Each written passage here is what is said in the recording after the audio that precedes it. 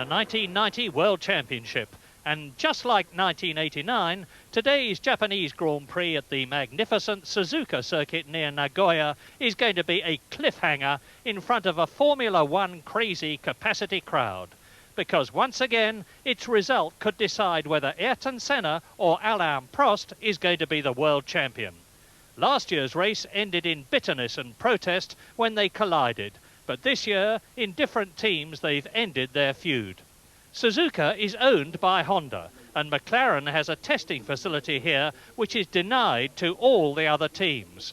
But in his Ferrari, Prost has beaten Senna's McLaren 5 times this year. It's a very tall order, but he could do so here again today. And if he does, he can still be champion. And with only 10 points covering Gerhard Berger, Nigel Mansell and Thierry Boutsen, today's result could dramatically affect the next 3 places too. Sadly, last year's dramatic winner, Alessandro Nannini, is in hospital after his horrific helicopter crash. But the news is good. After hours in the operating theatre to replace his severed arm, he's recovering. But it's going to be a long haul before he's about again. There's good news about Martin Donnelly too, for he's progressing after his dreadful crash in Spain. Every Grand Prix enthusiast will wish Sandro and Martin a complete recovery as soon as possible. Ayrton Senna starts the Japanese Grand Prix that could give him his 2nd World Championship in his 51st pole position. And appropriately, it's his championship rival Alain Prost alongside him on the front row. Then there are 2 support drivers, Nigel Mansell 3rd and Gerhard Berger 4th, Boutsen 5th and Piquet 6th. But Jean Alesi, who qualified 7th, won't be starting because of a whiplash neck muscle strain after a practice crash. So, for the 3rd race in succession, there are 25 on the grid. Patrese starts 7th, with Roberto Moreno 8th, driving the spare car in his first race for Benetton in place of last year's winner, the injured Alessandro Nannini. Derek Warwick starts 11th, and in place of the injured Martin Donnelly, Johnny Herbert returns to Grand Prix racing, driving the 2nd Lotus and starting 14th.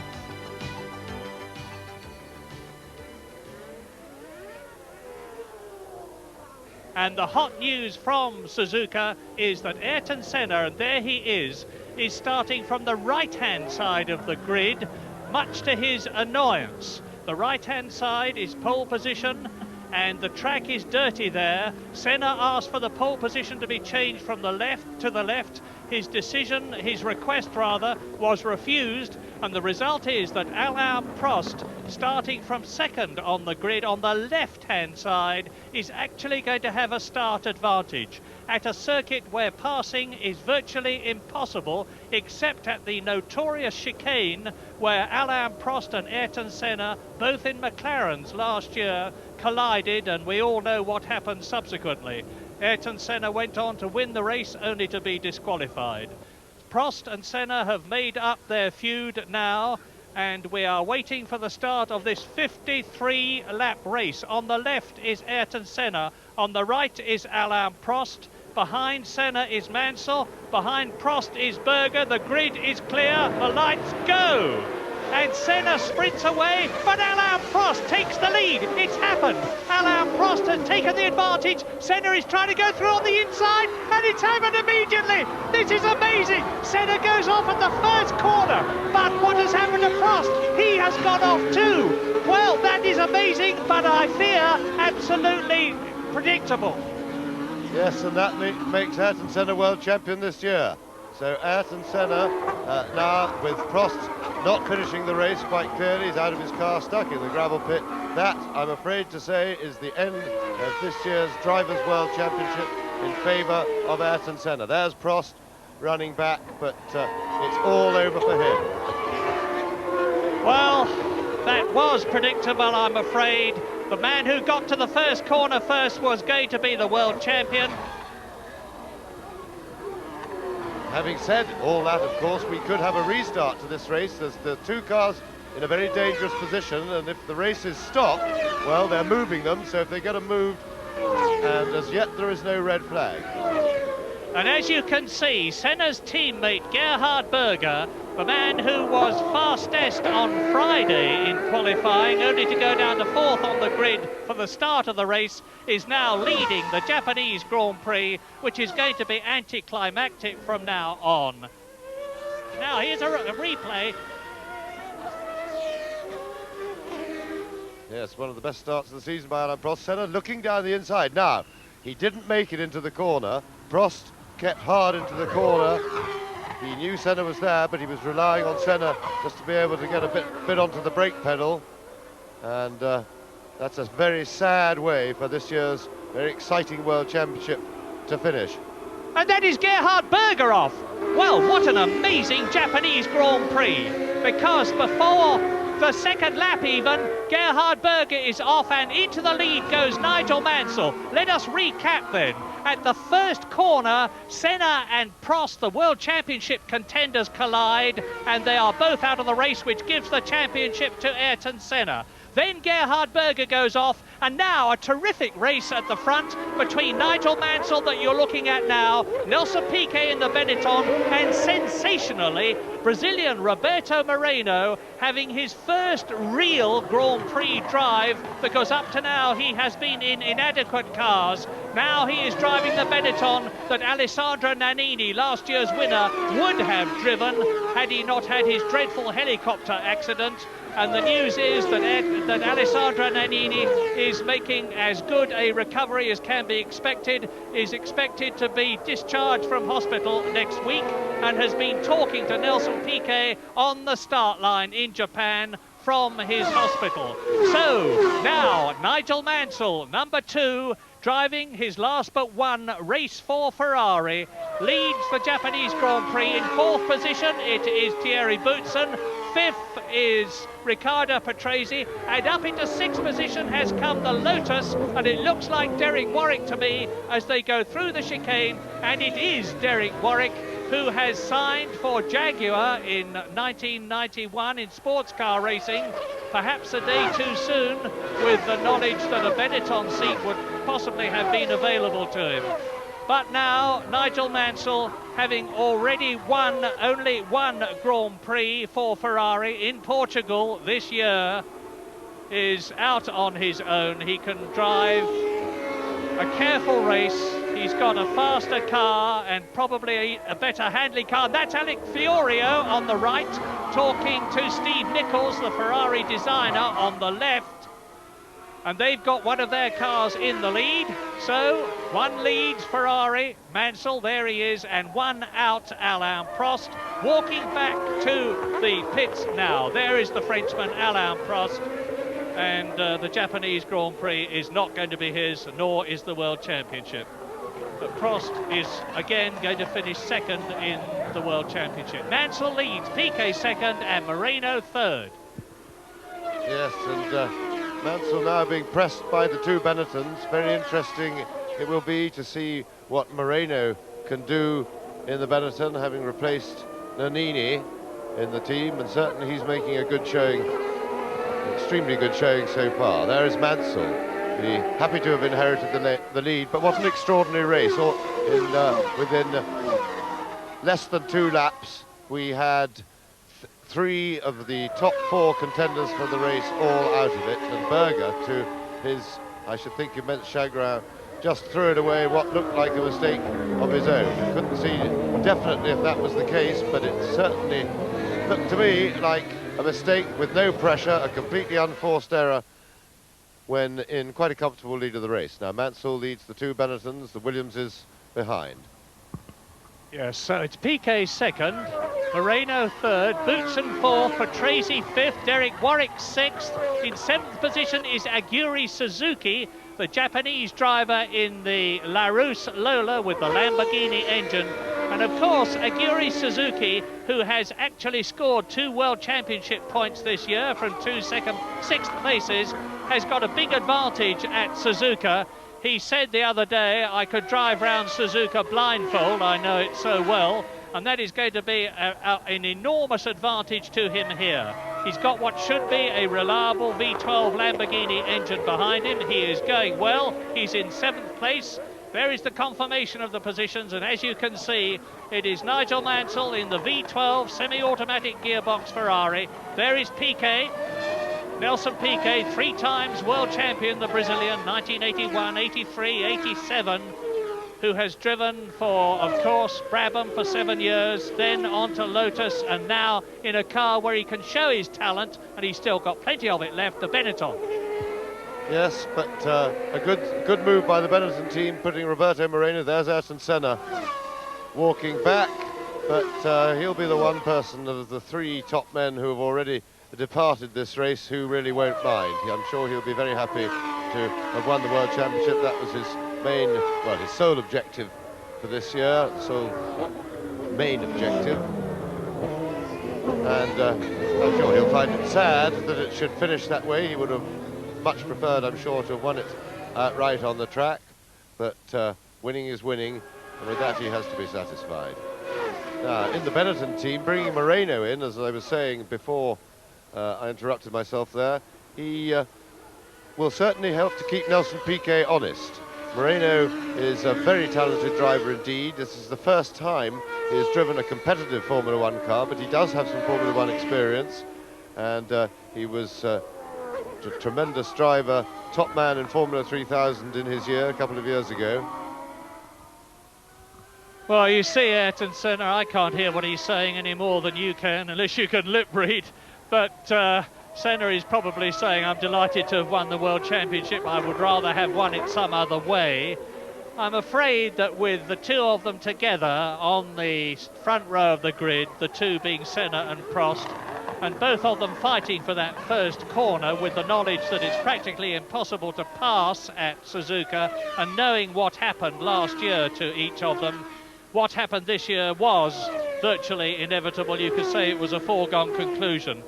It's a pity that the World Championship has ended this way, to put it mildly, but now we're going to see, I think, Nigel Mansell demonstrating his craft. You can see that he's easing out from Nelson Piquet and Roberto Moreno, and the drive of the race thus far, and we're only on lap 5 out of 53, has to be Roberto Moreno. He's demonstrating that given the machinery, he can do the job, because Moreno has been racing for a very, very long time. He's 31 years old, and there is Thierry Boutsen, who has won a Grand Prix this year, of course, in Hungary, and will be driving for Ligier next year, in 4th position ahead of his teammate Riccardo Patrese in 5th place. It is still Derek Warwick in 6th place. Aguri Suzuki is 7th. Johnny Herbert is in 8th position in his first drive in the Lotus. In 9th place, it is Satoru Nakajima. In 10th position, it is Pierluigi Martini. 11th is Eric Bernard. And in 12th place, it is Maurizio Guterman in the Leighton House. Piquet. Now, this Japanese Suzuka circuit, which has a lap length of 3.64 miles, is unique these days in that it has a crossover. It is a sort of distorted figure 8 in terms of shape, and Suzuka's got a crossover point. You can see there is Roberto Moreno in 3rd position, chasing his teammate, and of course there's no question of a race between Moreno and Piquet. Roberto regards himself as extremely lucky to have the Benetton drive.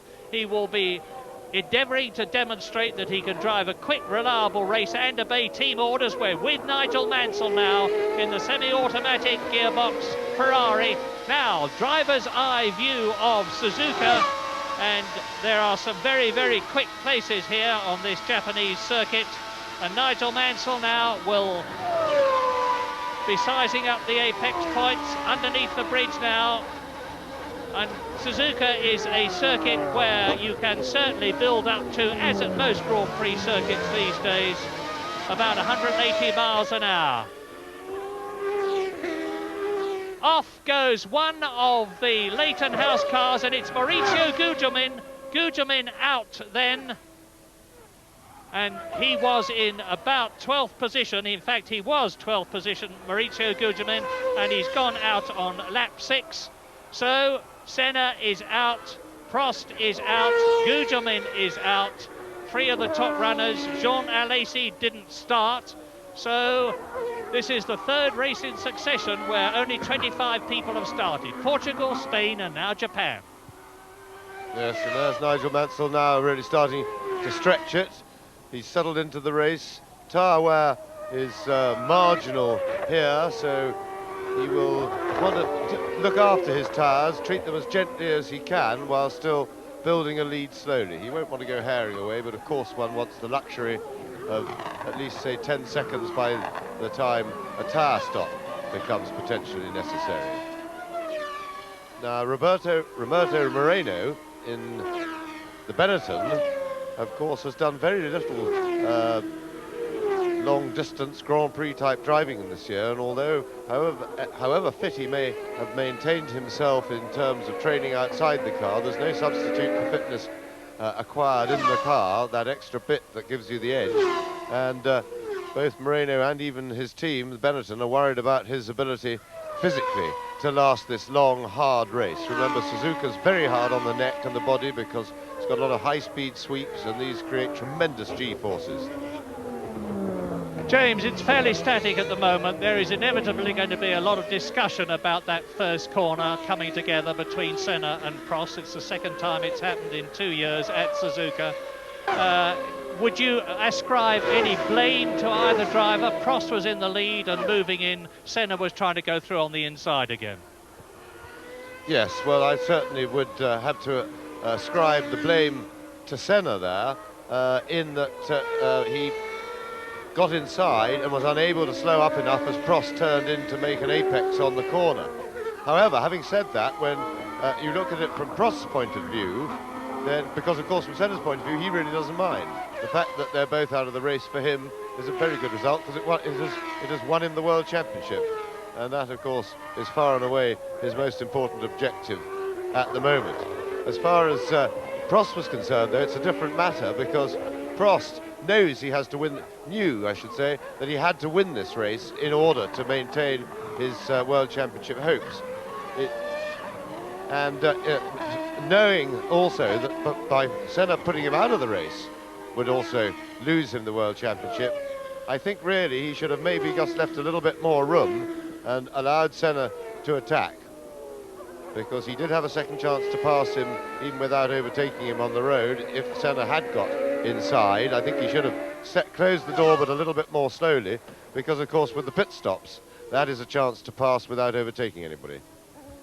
Well, there we are, that's history. You can see the first 3 are as they were. Ivan Capelli in the Leighton House is the man who was in the pits, and the race order is still as it was, with Nigel Mansell striding away in what he will hope is a reliable Ferrari, on his way, hopefully from his point of view, to his 2nd Grand Prix win, chased by the 2 Benettons. But as both James and I have said, and will probably say again repeatedly during this race, the man of the race so far is Roberto Moreno. That is Hungarian Grand Prix winner of 1990, Thierry Boutsen, his teammate Riccardo Patrese, who will be driving for Williams again next year, chasing Boutsen, the Belgian, who's going to be with Ligier in 1991. And then in 6th position, it's now Aguri Suzuki, who has moved up ahead of Derek Warwick, 7th. 8th is Johnny Herbert, so the 2 Lotus cars, which have given a lot of trouble this year, particularly in the handling area, with a dreadful crash for Derek Warwick at Monza, and an even worse one, of course, for the unfortunate Martin Donnelly in Spain. And I'm glad to say that Martin Donnelly is progressing. He is still under sedation in hospital in London, but according to the medical authorities is making as good progress as could be expected under the appalling circumstances. So Herbert going well, like Moreno, both in their first Grand Prix in a real car this season. Yes, indeed. And that this, of course, is a very, very important break for Moreno, because it's his first time, as we've said, in a competitive car. I hope for his sake that his fitness isn't too bad. There, in the background there were Piquet and Moreno coming round, and he certainly, so far in this race, Moreno has looked very comfortable sitting behind Piquet. He's quite clearly not pressing him or trying to pass, and in a way I think that's a mistake, because apart from anything else, Moreno really should be looking to do something to establish that drive for himself for next year, because Nannini sadly, as we watch from Mansell's cockpit, now watching from outside it, and Mansell slowly edging away, but Moreno will certainly, and the gap now 3.3 seconds. Moreno should certainly have his eye on that Benetton drive next year, at least until Nannini declares his fitness, if hopefully he will ever be able to. But that certainly was a huge tragedy. It's interesting that private flying has, over the last 15 or 20 years in Grand Prix racing, probably cost as many lives, if not more, than the track. Of course, Nannini is, of course, it didn't take his life, but shall I say, ended people's careers. There is a very strong rumour here at Suzuka that the second Benetton next year could be driven by the young American Mike Andretti, son of Mario Andretti. It is only a rumour, but we'll soon know whether it is going to be confirmed, because Benetton have booked the Suzuka track for post-race test, the Autopolis track in Japan for post-race testing, and a lot of people are expecting Mike Andretti to be appearing there. We'll see. Meantime, this is the notorious chicane. Nigel Mansell has just gone through. Now he goes up the start and finish straight in fifth gear on at about 170 miles an hour as he approaches turn one, the 180-degree right-hander, chased by Piquet there, Moreno there, Boutsen there in fourth place. There in the background is Aguri Suzuki, the Japanese driver, in sixth place, chased by the two Lotuses of Derek Warwick, seventh. Behind him, Johnny Herbert, eighth. Ninth is Satoru Nakajima, the second Japanese driver. 10th there is Eric Bernard. And here is Pierluigi Martini in 11th position. And 12th is Philippe Alliot. Yes, now Nakajima, who we just saw in his Tyrrell, is the only starter from the Tyrrell team, because Jean Alesi had a big accident yesterday in qualifying, and that has given him some seriously torn muscles in the neck, and not only is he not driving today, he's doubtful for Australia. That means that, strangely enough, it's the third Grand Prix on the trot that we've only had 25 starters, because Nakajima himself had an accident in practice in the warm-up in Portugal and withdrew from the race, and then of course Donnelly was withdrawn from the race. Now this is a terrific view from Mansell's cockpit. We're back outside it now, and Jean Alesi, withdrawn from today's race, is a man to whom I owe an apology. After the Spanish Grand Prix, in the excitement and heat of the moment, I misjudged the first lap accident, and I judged it to have been his fault. On closer examination, since I got home, I totally withdraw that. Having seen the accident on proper replay, it's quite clear that Gerhard Berger got himself boxed at the start and then tried to muscle his way out, which is very much Berger's style, and you're entitled to try, but he nudged Alesi and pushed, and Alesi therefore got pushed into Patrese Williams, and at that point his rear wheel got punctured, the wheel broke, and the car was no longer controllable. So that accident was certainly caused by Gerhard Berger and not Jean Alesi, as I stated a couple of weeks ago. Yes, I'd like to join you in eating humble pie, James, because I accused Alesi at the time of stupid and precipitate driving, and I take it all back. Now, I feel very sorry for Australia, who had desperately hoped that at Adelaide, which is going to be the 500th World Championship Grand Prix, the Drivers' Championship would be decided. Well, that is not going to be the case, but here is an interesting point. It is not inconceivable that the Constructors' Championship could be decided in Adelaide, because when the Japanese Grand Prix started, McLaren were only 18 points ahead of Ferrari, and that is a very small gap for McLaren these days. But now, with amazingly both Senna and Berger out of the Japanese Grand Prix. It means that McLaren will score no points, and although Alain Prost is out for Ferrari, Nigel Mansell is very much in and leading the race, and if he stays where he is, and really the car only has to be reliable for Mansell to stay where he is and win, Ferrari will score 9 points, which means to say that the 16th and last round of the World Championship in Adelaide will see McLaren leading Ferrari in the Constructors' Championship by only 9 points. And it would be a rich and well-deserved reward for either team if they win the Constructors' Championship. But this year, it looks as though Mansell staying where he is at the moment, it could be Ferrari. There is Roberto Moreno in third position.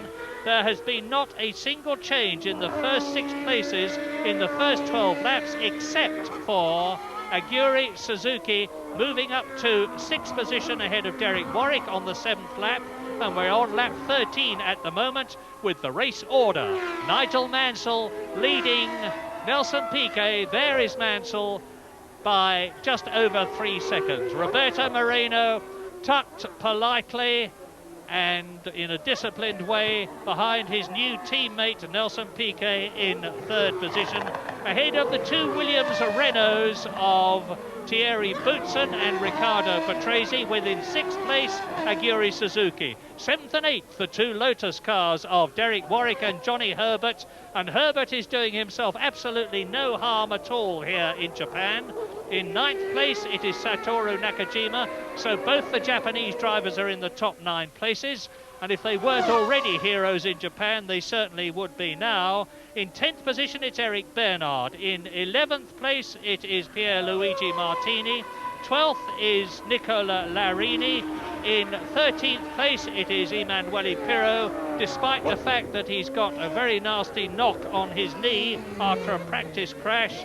And then behind him Gianni Morbidelli driving in the 2nd Dallara, followed by then it's Alex Caffey and Michele Alboreto in the 2 now rather past it Arrows cars, which are going to be called Footwork Porsches next year incidentally.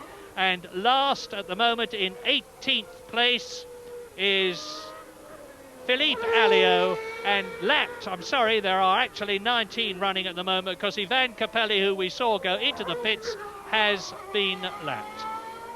So that, number 30, is Aguri Suzuki, the man who this season has not only driven the Lola Larousse, but has driven for Toyota in Group C racing. And just as last year the Japanese showed us the speeds of the cars with a simulated speedometer, last year it was the 2 McLarens. Just as well it's not the 2 McLarens this year.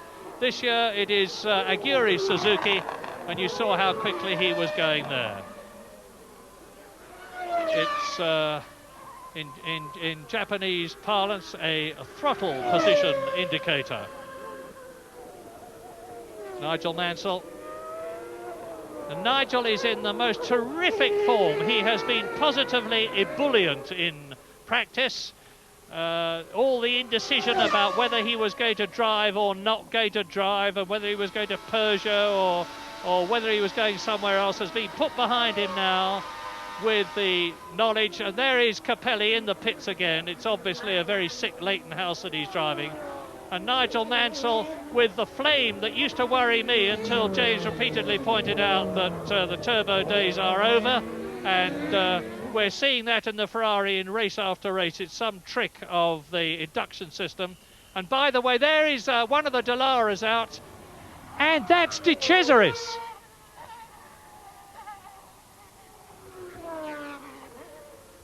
Well, De Cesaris started 26 on the grid. He just lost it. It's very, very slippery here at Suzuka. A lot of people, including Ayrton Senna, went off in practice. So Mansell leads, and I was saying all the indecision is behind him. He's driving the Williams Renault next year, and the Renault people have said here in Japan that, notwithstanding the fact that they have been making a big effort with Williams for the last 2 years, it's nothing compared with the effort that they're going to be making next year, with the knowledge that they've got one of the world's 3 top drivers because sadly I have to say now that on this year's performance, when I used to say Senna, Prost, Berger and Mansell were the top 4 drivers, I would say now that Prost, Senna and Mansell are the top 3 drivers, because once again Gerhard Berger has done it all wrong. Yes, certainly I would agree with you, Murray, on 2 points. One is he's most definitely did it all wrong today, because he wasn't under threat of his lead, and maybe one can say that it's been a very long time since he won a race and that sort of thing, and he got overexcited. But of course, if you're going to get overexcited, that's just by the prospect of winning a race, because as early as that, you know, you've seen the 2 main contenders go. Berger knew that all he had to do, or theoretically, was go along nicely and stand up to win, but he didn't manage to stand up. But and certainly on speed, the trio of Senna, Prost and Mansell would appear to be the marginally quicker than Berger. But Berger is really an ideal number 2 to Ayrton Senna, because he's quick enough to keep Senna honest. He's not the quickest of drivers, but he is very, very close. He's, in my estimation, he's really not quite a full number 1 team driver, a top man, but he's certainly better than any of the other number 2s around. He's more than a number 2, but not quite a top flight number 1 driver. So Williams-Renault have got one of the top 3 next year, and they really are going to be making a mega effort. And we have the prospect in 1999, therefore, of seeing the Senna-Prost rivalry in McLaren and Ferrari cars renewed, but joined by Nigel Mansell, with Renault trying even harder. Yes, now here we've got the speed indicator, and the percentage sign there indicates the amount of power being delivered to the engine, whether it's actually throttle opening or what. But anyway, well, as soon as you see 100%, you know he's on a straight with his foot screwed right down. And now we're looking out of Mansell's car. This is what it looks like to be leading a Grand Prix. We can't see in his mirror, but he won't see much. He won't be seeing anybody in his mirror. He's got a big enough lead now that even if they're on the same straight, the mirrors don't give you a very good view. They rather lengthen the image that you get. And now past the pits, over the start-finish line goes Nigel Mansell, and now you'll see him on the brakes, down through the gearbox and into turn 1, but we've moved. And we look now at Thierry Boutsen in 4th place, Riccardo Patrese 5th, and Aguri Suzuki, who's actually closing up on the Williams a bit, in 6th position. Now, after Portugal, Nigel Mansell was very emotional. That is Nakajima in the Tyrrell. Nigel was very emotional.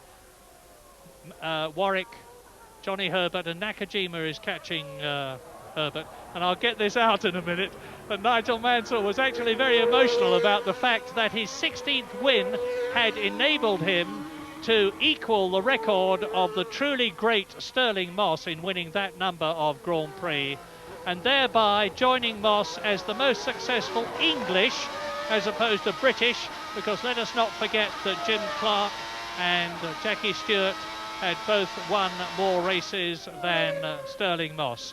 But it looks now, if Nigel stays where he is, as though he's going to pass Stirling Moss's great record, because this would be Nigel Mansell's 17th race. But as I have said many times in the past, a race is not won until the checkered flag has been seen by the man who is at the front at the time. And Nigel Mansell is now on lap 17. It's a 53-lap race. There's a long way to go, and this capacity crowd of Formula One crazy Japanese are not getting the exciting race that they hoped to see. They've had the World Championship resolved, but they will be all agog. There is an enormous interest in Japan in Grand Prix racing, because so many of the teams are sponsored or backed very heavily by Japanese concerns. You think of them, you see McLaren is using a Honda engine. Tyrrell have got a lot of Japanese money behind them and are using Honda engines next year. Then the Brabham team is Japanese owned. So is the Arrows team, to the extent that it's actually going to be called Footwork next year. The Leighton House team is a Japanese organisation in terms of ownership. The Lola team is owned by a Japanese concern, and so Japan is very much a dominant force in terms of money, but not really in terms of technology, except, of course, for the enormous contribution that Honda have made. And once again, it looks as though the Japanese Grand Prix at the Suzuka circuit, which is owned by Honda, is not going to be won by, in fact, it can't be won by a Honda-propelled car. In 1987, the first Japanese Grand Prix at Suzuka, it was a Ferrari who won, Gerhard Berger. Then, in 1988, Ayrton Senna won in a McLaren Honda, to the joy of the Japanese. Last year, of course, although Senna finished first after that contentious coming together with Alain Prost, it was to be disqualified and to allow Alessandro Nannini in the Benetton Ford to be adjudged the victor. So out of 3 Grand Prix so far, Honda and Japan have only won 1, and they are certainly not going to win this one. No, Nakajima, local Japanese driver, and you saw the Lotus of Johnny Herbert, I think that was, going a little bit wide and sliding a lot, but he held it well. But it was a little mistake from Johnny Herbert, and it is indeed Herbert in his first Grand Prix for quite a long time, and let's wish him very well indeed, because he has suffered the most appalling rehabilitation from that huge accident he had at Brands Hatch 2 years ago, and still isn't 100% fit in movement with what was a very badly broken leg, but it's coming. And it would be tragic, though, if that accident has taken the sparkle off the really outstanding talent that Johnny Herbert showed up to the time of his accident, and even afterwards, by running into 4th place in his first ever Grand Prix in Brazil, and really showing tremendous form in the Benetton team. Then he couldn't press the brake pedal, he got damaged, and from that accident it held up his rehabilitation. So there is the ad, and off goes the second. That's Morbidelli. Morbidelli going off. Gianni Morbidelli, the Italian, driving in his first Grand Prix for the Minardi team, joins Maurizio Gugelmin out of the race, Senna out of the race, Prost out of the race, and Satoru Nakajima in 9th position, challenging. Nakajima, who has been written off by a lot of people, is certainly not one of the very top men, but he's no slouch. And of course, in Japan, he's getting an enormous adrenaline charge from the fact that he is in front of his countrymen on a circuit which he, like Suzuki, knows extremely well. And Johnny Herbert, in 8th place, has got number 3, Satoru Nakajima, getting closer and closer all the time. And behind Nakajima is Eric Bernard. Now there is Herbert, Nakajima, look for the next man. There he is, it's Eric Bernard. So both the Lola Larousse Lamborghini cars are well up, and now we're riding with race leader Nigel Mansell.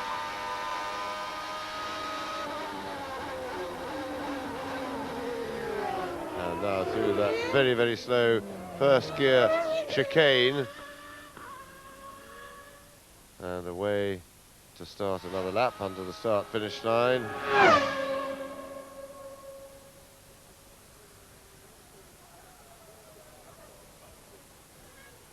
You get quite a good impression when looking at the onboard camera. If you look at Mansell's hands, and Thierry Boutsen into the pits.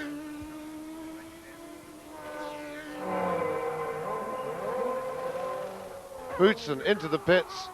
That looked a little bit more than just a tyre stop to me, but maybe it was just the bumps that were making the car wander, and there's something wrong at the left rear. And I couldn't see what they were checking, but they seemed to be checking something. It may be that they weren't sure whether the wheel was properly on. It goes onto a set of pegs, which very accurately pin the wheel, and sometimes they're very difficult to get off because of those pegs as well. Nigel Mansell out on his own. It's an ideal race, of course, for him. He's got a clear circuit in front of him. It's going to be some time before he laps anybody, but he is far enough in front of Nelson Piquet in second place to be able to drive very much his own race. There is Nelson Piquet and Roberto Moreno. What a wonderful drive by the cheerful little Brazilian who has tried so hard for so long to get his talent recognised.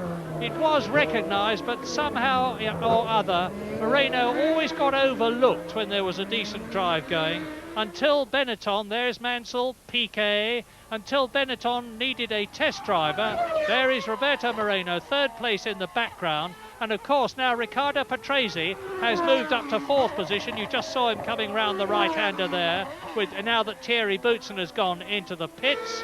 And that means to say that Aguri Suzuki is now in fifth position. Boutsen, after a long pit stop, 13 seconds, is down.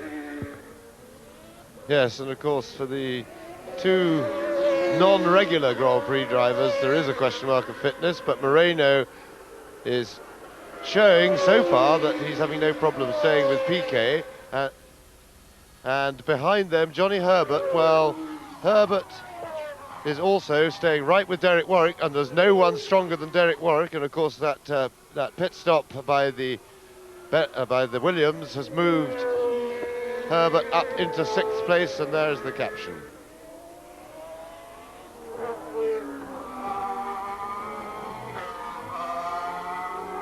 So as you see, Suzuki moves up into fifth position. Johnny Herbert, on his reappearance in Grand Prix racing, is in the points on lap 22 out of 53, and we should be getting quite a few tyre stops now. Boutsen has been in. We've had Capelli in a long time ago, but that was for something other than a tyre stop. And the tyre stop from Ferrari and Nigel Mansell that we're with now should not affect his position. Indeed, he might even, no, he wouldn't get out again in first place. In which case, now this could be interesting, we don't know for sure that Nigel Mansell is in fact going to stop. No, he's on C, so he will definitely have to be coming in, whereas the Benettons are definitely on B tyres, which are a harder compound, and that means they may not have to come in. Not definitely that they won't have to come in.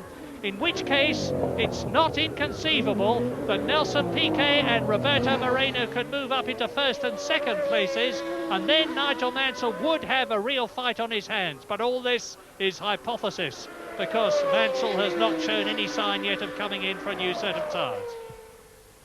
Well, with 22 laps now completed, it's very much pit stop time, and so for those who are going to make pit stops, it's a 53-lap race. So half distance is lap 26, and of course to use both sets to their best advantage, to get the best out of them, one should certainly be stopping by now.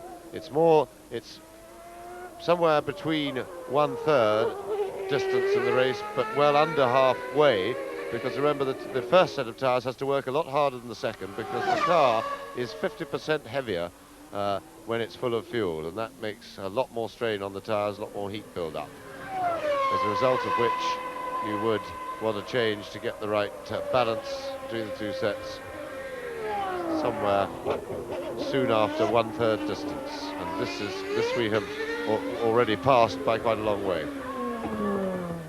A lot of people around the world will probably be saying to themselves now that the last race of the year in Australia is going to be a dull one now that the World Championship has been decided. Let me very rapidly disabuse them of that thought if they've had it, because it means to say now that at Adelaide, Mansell, Senna, Berger and Prost will all be on level terms. The championship has been decided, whereas although Prost and Senna would have been trying tremendously hard in Adelaide, they would have been backed up by Mansell and Berger respectively, who would have had to defer to the championship contenders. In Adelaide, that will certainly not be the case. Berger, Senna, Prost and Mansell will be on equal terms, with nothing to gain or lose in championship terms. And Berger has yet, I say again, I seem to have been saying it at so many Grand Prix this year, to win a Grand Prix for McLaren. He won for Benetton when he drove for them. He won for Ferrari, of course. And that, incidentally, is Bernard in the pits. Eric Bernard now accelerating out of them. And the three top men, Mansell, Prost and Senna, have all won Grand Prix this year. Senna's won 6, Prost has won 5, Mansell has won 1, and Berger has not won any. So Berger, who must already be under some psychological stress because of the number of accidents that he's had this year, will be trying very hard indeed at Adelaide. And we have a new fastest lap for Derek Warwick, and that is, of course, what one would expect to a certain extent, because he's just put new tyres on. And that gives you quite a lot of extra speed for the first couple of 2 or 3 laps. And Warwick has just changed in his first flying lap on the new set as fastest lap of the race so far. Now back with Mansell. Now you look at the buffeting his hands are getting from the steering wheel, the way his head's being shaken about.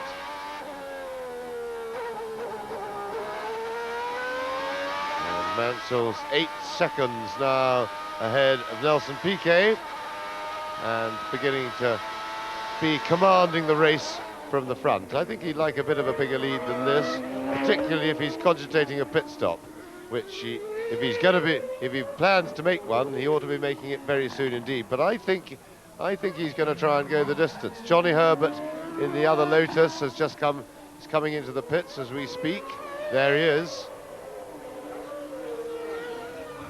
And we couldn't see how long that one had taken, but it looked reasonably organised, so let's hope it was a good stop for Johnny Herbert's sake, because he really both needs and deserves a good result. He's had a pretty torrid time with his injuries over the last 2 years. It's over 2 years ago now since that horrendous accident at Brands Hatch, big multiple shunt. So Nakajima in 7th place, being chased by Thierry Boutsen, who of course has been into the pits. Nakajima has not. He's on Pirelli tyres, and Boutsen is on a new set of Goodyears as Nigel Mansell goes through to complete another lap, and in this case it is his 25th, so he's virtually up to half distance. That 26.5 is the exact half distance in this 53 lap race. But Nigel Mansell isn't quite there, and he's still on his original set of Goodyear C tyres, the softer compound, although the tyre company itself says there's not all that much difference in wear. As into the pits now comes Aguri Suzuki, and he, at the time he came in, was in 5th position.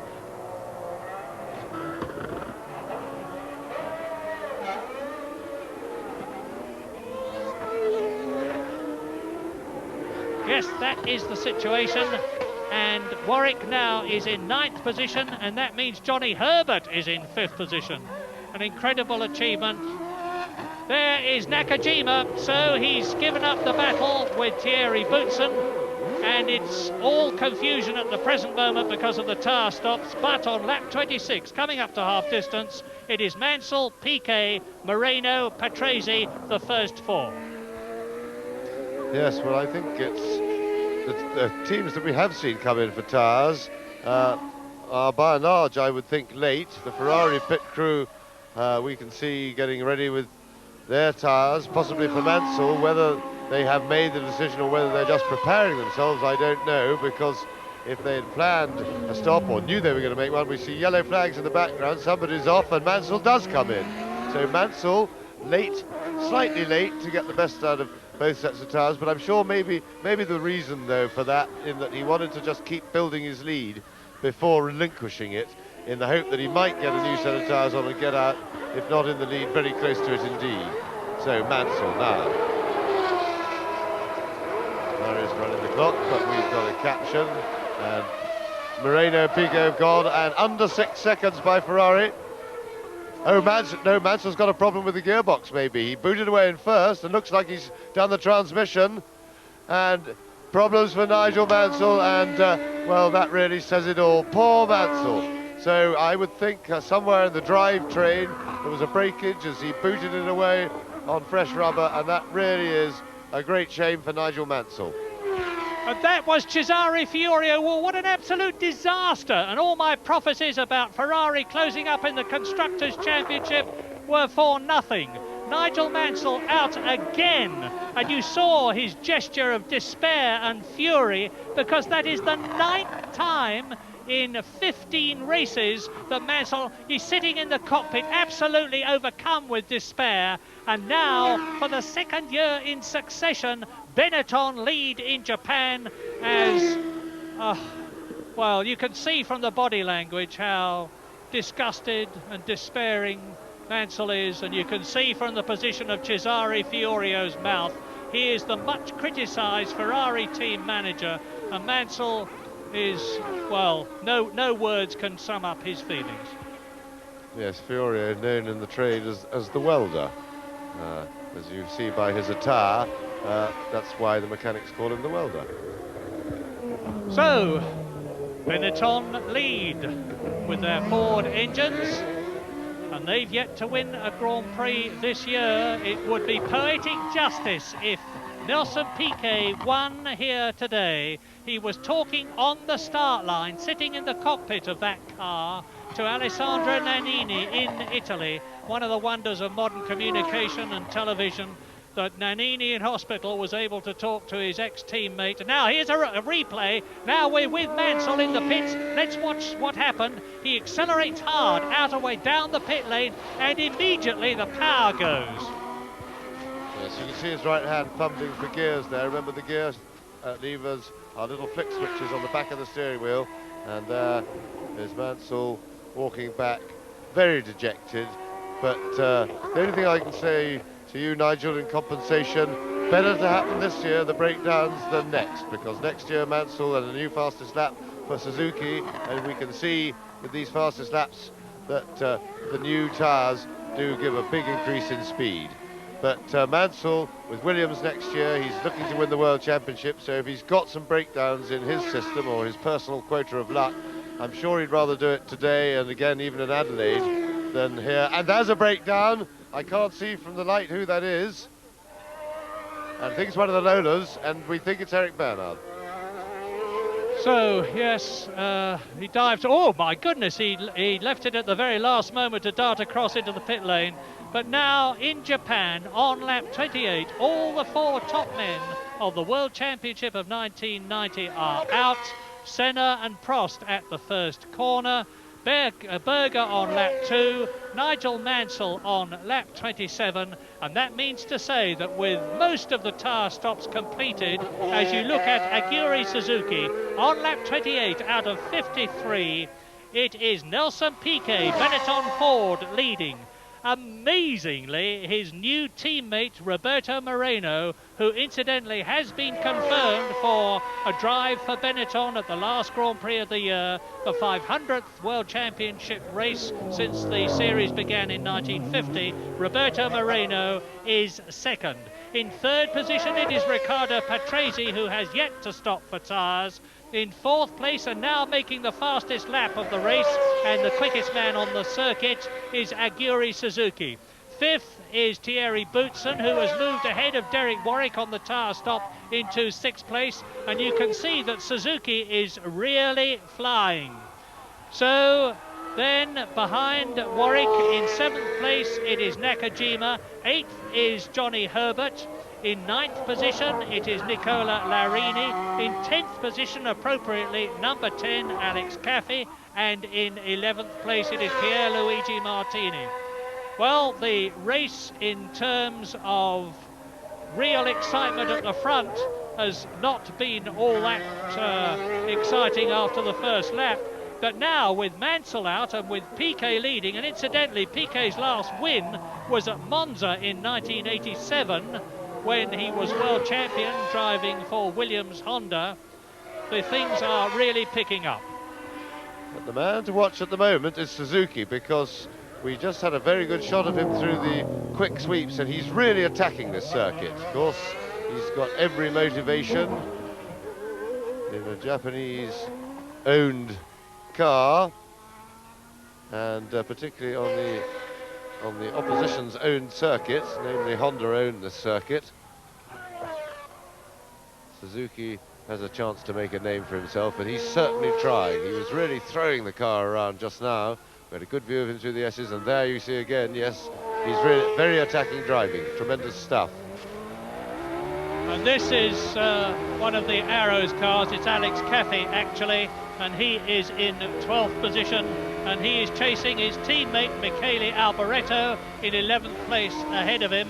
We're now on lap 30, and this, of course, is the, I don't mean this unkindly, but in comparative terms, the fairly lumbering Arrows, because the car's chief attribute these days is the fact that it's extremely reliable. For most of this season, Arrows, and he's about to be lapped by race leader Nelson Piquet. Most of this season, Arrows have been concentrating on the development of next year's car with the Porsche V12 engine. Well, it certainly looks as if the Benetton team are intending to go through the race without a pit stop. Remember that they are on the harder compound of tyre, the slightly harder compound. It's not a big difference, and it may just be that they could have a struggle towards the end of the race. Somehow I doubt it. I think the tyre will hold up all right, but they do face that possibility. And there is Nelson Piquet, current race leader, being tracked by his teammate. And you just got a subliminal glimpse there of Moreno's Benetton behind. Now the rearward facing camera. Very good view, and under braking there, of course, you see the Benetton closing right up. And the yellow flags being waved there. Yes, and a car under the bridge. Can't see who it is, but somebody under the bridge is off. And now the gap, Moreno has dropped back over 4 seconds now, and this may well be Moreno's fitness struggling to stay. This is about, well, this is certainly the time of the race where it's hurting a lot for everybody, but these drivers are used to that. But it's when you physically no longer have the strength left to muscle them, and this is the sort of stage of the race where, on this very hard circuit indeed, Moreno, I should think, is beginning to lack for muscle.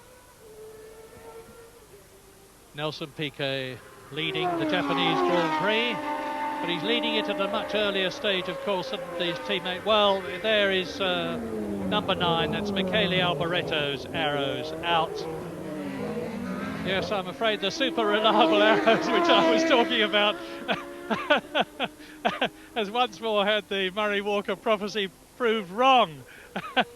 So, but never mind, Alex Caffey is still going. That's a 50% record. And I was saying the last Grand Prix, that there's Moreno in second place. The last Grand Prix that Benetton won was, of course, Japan last year. And before that, their first and only victory was when Gerhard Berger won in Mexico in 1986. So there's been a bit of a drought. And next year, Benetton will have the new John Barnard designed car. And when I tell you, you're looking back now from Alex Caffey's Arrows at race leader Nelson Piquet, who is definitely taking his time about closing and getting past Caffey, because Piquet knows exactly what the situation is. Like all the top drivers, he has got a car to pits radio, which is telling him where he is, how far ahead of Moreno he is. He knows that Roberto Moreno is there to protect him from anybody who may be attacking.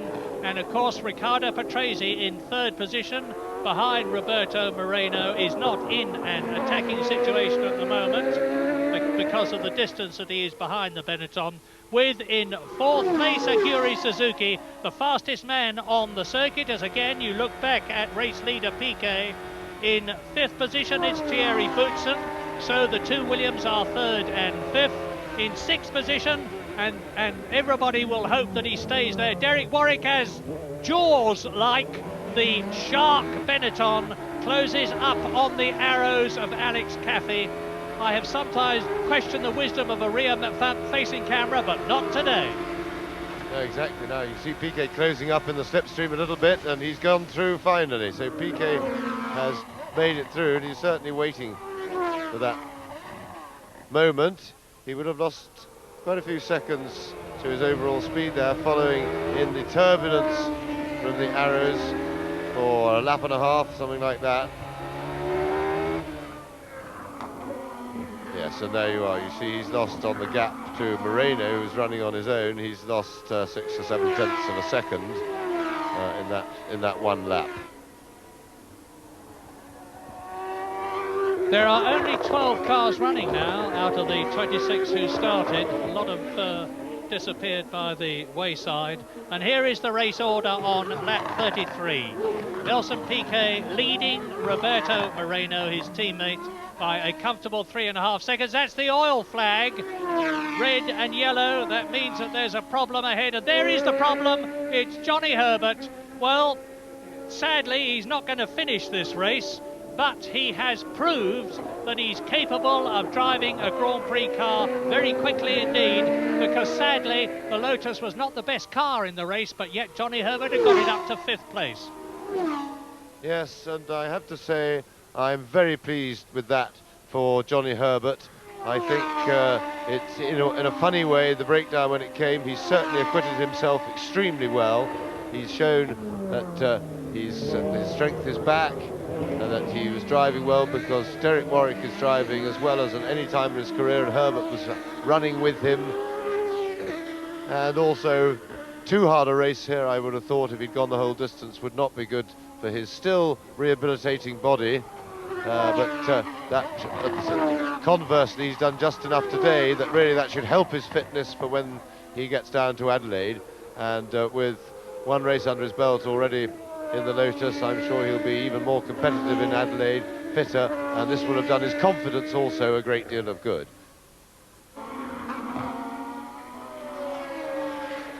Suzuki goes through, pounded by Ligier. Of Nicola Larini, and I cannot say how pleased I am personally for that man, Roberto Moreno, who is without doubt one of the very nicest men in Grand Prix racing. And we first got to know in Britain when he came over from Brazil, the diminutive little man who couldn't speak a word of English, in 1980, and won the Formula Ford Championship in Britain. He went on and won the Formula Ford Festival, the most prestigious thing you can do in that class of racing. And then he was the Formula 3 New Zealand and Pacific champion. He actually won the Australian Grand Prix twice when it was the Formula Atlantic Formula, and in doing so he beat people like Alan Jones and Jacques Lafitte. He's driven in Indy racing. He was the Formula 3000 European champion of 1988. But then when he came into Grand Prix racing, it was with Coloni and Eurobrunn, having had a test with Lotus, and he tried to qualify for the Dutch Grand Prix round about 1984, if my memory serves me right. And then he just took a step backwards, but it wasn't because he was without talent, quite the reverse. And so now we're looking back from Caffey's car at Roberto Moreno from Brazil, 31 years old. This is his hour and a half of glory, second in Japan, in a situation where this year the only previous finish he has had was at Phoenix in 13th place, and 10 times Roberto Moreno this year has failed to qualify in the Eurobrunn. Incidentally, there was no Life car here in pre-qualifying. Bruno Giacomelli and the Life team rightly decided not to come to Japan, having failed to pre-qualify for every Grand Prix. Moreno is here because there are no Eurobrunns either. So, as you look at Satoru Nakajima chasing Derek Warwick, who is in 6th position, so Nakajima is 7th, and now you look back at Roberto Moreno, 2nd in the race. Here are the retirements thus far. Roberto Moreno goes through over the grid to start another lap, with Nakajima still chasing Warwick, and retired so far as we ride with Alex Caffey now, looking forward from his arrows. And retirements are Ayrton Senna, Alain Prost, first corner. Gerhard Berger, second lap. Maurizio Gugelmin out on lap 6. David Brabham, the Australian driver in the Brabham, whose place in the team is very much at risk for 1991, retires. Stefano Modena has gone out, so has De Cesaris, Morbidelli, Nigel Mansell, of course, Eric Bernard, Michele Alboreto, and now, and Johnny Herbert, I forgot to mention him. And Warwick is passed by Nakajima, so is the Lotus in trouble? I can't believe that Derek Warwick would have allowed that to happen if the car was really fit, because Warwick is still desperately hoping. Yes, well, maybe he made a mistake coming out of the chicane before the start-finish straight, because he ought to have more power for acceleration than Nakajima, and it was that Nakajima got past him on that start-finish straight, which is uphill a bit, and here we see it again. Now you see Warwick defended the corner, so he's not in that much trouble because he took the inside line, but Nakajima stayed off the brakes just that little bit longer and got round the outside of him. But I must say that I would have thought that Warwick was slow away. Now let's hope that was only a missed gear and nothing more serious mechanically, such as trouble in the gearbox. He's actually lost a gear or two. That of course would seriously hurt his acceleration if he's lost one of the mid-range gears. Now into the pits comes Riccardo Patrese for, well, it's awfully late for a routine tire stop. Are they doing anything else to the car? No, they don't appear to be.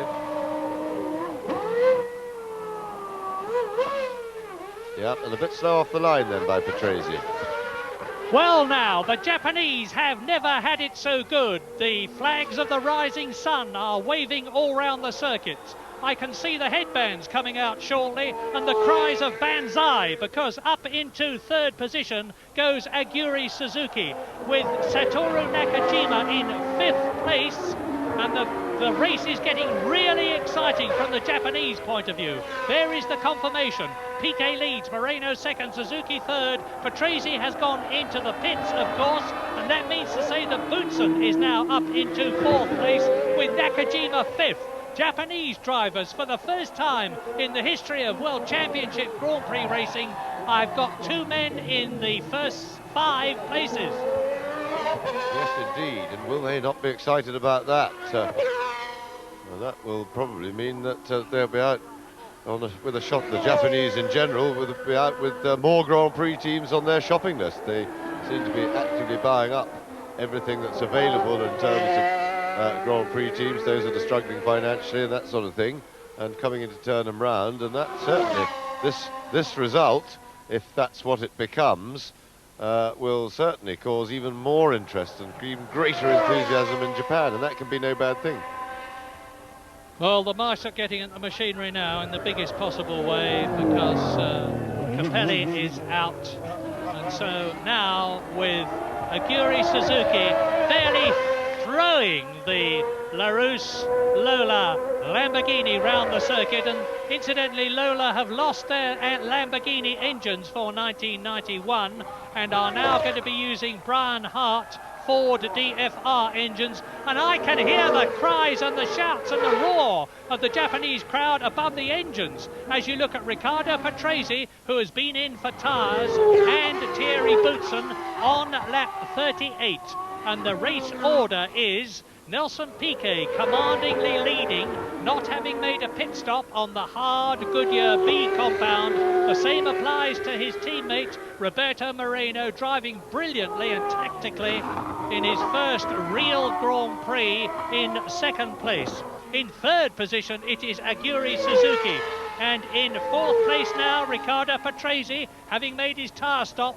And the battle behind him is with Thierry Boutsen, who is in 5th place, Nakajima in 6th position.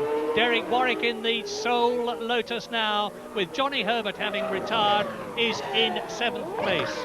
8th is Nicola Larini in 9th position. It is Martini, Pierluigi Martini. 10th is Alex Caffey, and in 11th position it is Philippe Alliot running strong. And we did a count, and we reckon that Philippe Alliot, who is currently in 11th position in the 15th Grand Prix of 1990, has actually had 14 crashes this year, most of which we've seen on television. Alliot's contract has not been renewed by Guy Ligier for 1991. Nelson Piquet then. Yes, Murray, you say that as if that would be the reason for firing him, but it would be a very strange reason for firing him, because they knew he did that before they hired him, because he's always done that, has Alliot. He's an absolute guaranteed regular crasher. So I don't suppose Ligier fired him for that, or if they did, they must be feeling pretty stupid, because if that's why they're firing him, they should never have hired him in the first place. Never mind, they've got Thierry Boutsen next year, and you watch now. Race leader Nelson Piquet is coming up to Pierluigi Martini, the only Minardi driver in the race, because Gianni Morbidelli, who has yet to finish a Grand Prix, he actually tried in Phoenix and Brazil in the Dallara team to finish a race, but certainly didn't.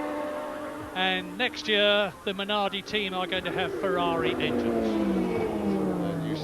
Nelson Piquet being very circumspect with the Minardi, waiting hopefully for this point on the circuit where he can get him under acceleration, because with all his experience he knows the risks of passing back markers, and he also knows that he's got a very comfortable lead. He's got a teammate behind him who will defend his rear, and he's safely through, and plenty of time to sit behind slower traffic if he doesn't feel entirely confident and comfortable that he can get through with a guaranteed lead. Nelson Piquet, of course, has taken an awful lot of stick in the last 3 years, because having been world champion in 1987 for Williams, he drove for Lotus in 1988 and 89 in a car which really wasn't a race winner, no matter who was driving it. Nelson Piquet certainly didn't win any races. The highest he ever finished for Lotus was 4th place. And a lot of people said Piquet is over the hill. But then a lot of other people reminded us that Nelson Piquet is a man who really needs the right car, and that's Warwick! Derek Warwick! Oh my goodness, so once again, the unfortunate Derek Warwick fails to finish. Well, I'll just quickly finish my thought, and that is that Nelson Piquet is certainly vindicating himself here, because he's demonstrating that given the right car, he can still win races. All right, Berger's out, Mansell's out, Prost's out, Senna's out, but Nelson Piquet is in, and it's the combination of car and driver that wins races, and it looks as though at the present moment, number 20, Nelson Piquet, is on his way to his 21st win in his 187th Grand Prix. And this is the man who's scored the second highest number of World Championship points of all time, 441 thus far, in comparison with the amazing Alain Prost's 661.5. Why 0.5? Because Prost won the Monaco Grand Prix in a situation where he didn't go the full distance, and you therefore get half points. And Suzuki is still the fastest man on the circuit, closing up on Roberto Moreno in second place, except now it's Riccardo Patrese, who of course is benefiting from those new tyres that he has recently taken on.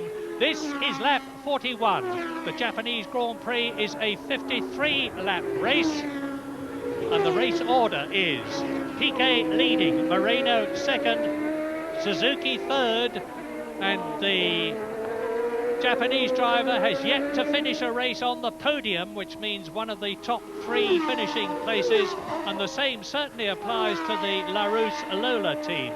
In 4th position now, it is Riccardo Patrese, 5th is his teammate Boutsen, 6th is Nakajima, so it's Japanese drivers, the both of them in the top 6 places. Within 7th place, Nicola Larini, and the highest that Larini has finished this year, he's 7th at the moment, was 7th in Spain, and I would be mildly surprised if there isn't a retirement or two yet to come, so Ligier may yet score a point this year. There is no real contest on the circuit now for positions. I'm quite sure that Piquet will be watching all his cockpit indicators very carefully, listening to his instructions, not his instructions, his information from the pit as he goes into that notorious chicane which claimed Senna and Prost last year and caused so much contention. Now Piquet is out of the chicane, down the start and finish straight with, as you see, 5 laps to go. He's doing about 180 miles an hour as he goes into turns 1 and 2, the two 90-degree turns that join up. He exits them at about 80 miles an hour. He goes into the S-curve at 120 miles an hour. Then into turn 7, where he is now, 100 miles an hour. Up into 4th gear, up to the Degner curve, the right-hander. Then he's approaching the crossover point, and you'll see it in just a few moments as he goes up towards the hairpin curve. And that is very much the tight left-hander. There's the crossover point, you just saw him. Now he comes into hairpin curve. That's 1st gear, 60 miles an hour, out of it into 2nd. Listen to the engine note. 3rd, 4th. Roberto Moreno in the Benetton in 2nd place, well ahead now of Aguri Suzuki in the Lola Lamborghini, lap 49. Well, Japan has had a feast of potential success in its own Grand Prix. I say potential because the race is still some way from being over. Lap 49, 53-lap race. And although if there are any bugs in the machinery, they should have been sorted out by now, it's not inconceivable that somebody is still going to retire. We've seen Grand Prix lost at the last corner. I remember the great Jack Brabham at Monaco at the very last bend, running out of petrol and letting Jochen Rindt through in the Lotus to win with only about 200 yards of the race left. So there's the chicane. Here is Riccardo Patrese, 4th position. The man who's going to be number 2 to Nigel Mansell in the Williams Renault next year. Now, you're more of a historian than I am, Murray, but I thought that in 1970, when that happened, that Brabham went off on the last corner to let the win for Jochen Rindt with that magnificent drive was not because of lack of petrol. I think there was a backmarker in the way and lack of road. He ran out of road, surely, under pressure from Rindt with the backmarker to confuse the issue, which was a most un-Brabham-like error, but it was a most spectacular Rindt drive. Probably the greatest drive of the late, great Jochen Rindt's all-too-short career. You're absolutely right, James, but that was only your starter for 10 more to come. And Nelson Piquet still leads the Japanese Grand Prix. And I'm retiring from quizzes right now. So Nelson Piquet leads, Roberto Moreno 2nd. If it stays as it is, brilliant race for the Benetton team and for Ford, who, after all, have stuck their neck out again to sponsor a Grand Prix engine, having put the money under the leadership of Walter Hayes years ago into producing, with the Keith Duckworth design, that great Ford V8 DFV engine which won 155 Grand Prix. Then Mike Cranafus, the Ford Sport Supremo now, motivates the main Ford board to spend money on a new Grand Prix engine, and it is really coming good. Last year, Benetton won in Japan, a contested victory. Alessandro Nannini, who will be watching this television now from Italy, recovering from his dreadful helicopter accident. And this will be a big fillip to the Italian to see his teammate, this man, Nelson Piquet, almost home to his first Grand Prix victory since the Italian in 1987.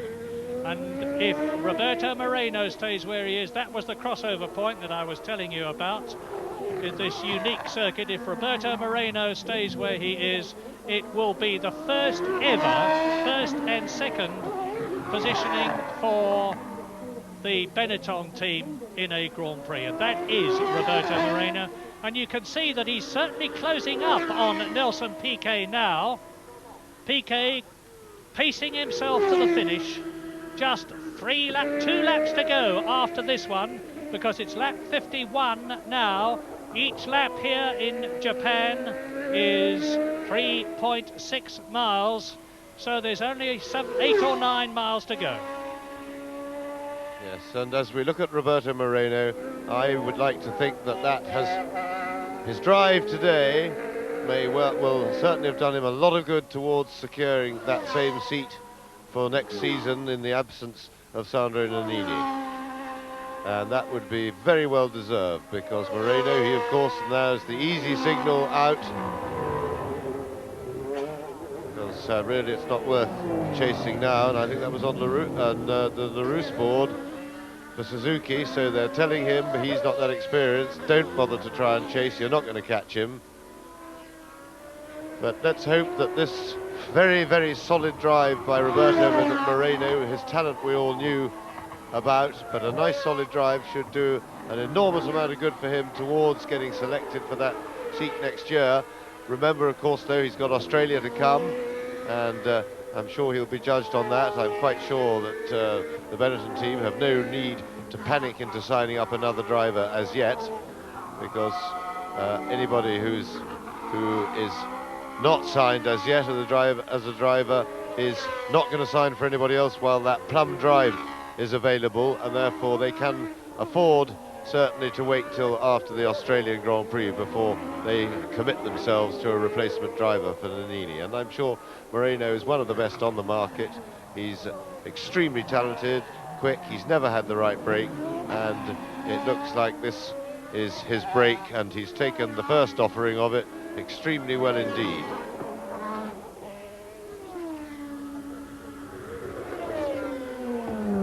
Nelson Piquet also riding to easy orders, I've no doubt, because it's only Moreno behind him.